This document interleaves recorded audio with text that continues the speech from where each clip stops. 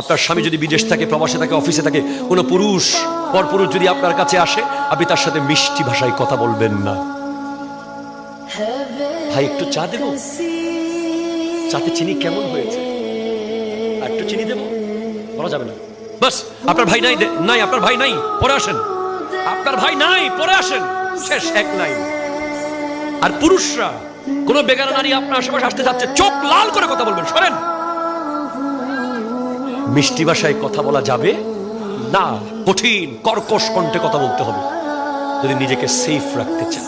যারা স্বামীর অবাধ্য নারী, যারা স্বামীর সাথে তর্ক করে, যারা স্বামীর বিছানায় পরপুরুষকে বসায়, যারা স্বামী বিদেশে প্রবাসে পরকীয়া প্রেমে লিপ্ত হয়, ঠিক কিনা কথা জোরে বলেন, তাদেরকে জাহান্নামে প্রচন্ড কঠিন শাস্তি দেওয়া হবে। জাহান্নামে একটা আগুনের ড্যাগ থাকবে, ওই ড্যাগে তাদেরকে ফেলে দেওয়া হবে। আগুনের ফুলকি বারবার উপরে তুলবে, আবার পড়বে, আবার তুলবে, আবার পড়বে। ইভেন তাদের স্তনের মধ্যে লোহার প্যারাক দিয়ে লটকিয়ে রাখবে জাহান্নামের মধ্যে। যেই নারী তার স্বামীর অবাধ্য, স্বামীর আমানতের খেয়ানত করে, দেবরের সাথে মিষ্টি কথা বলে, দেবরকে বলা হয়েছে মৃত্যুর মতো।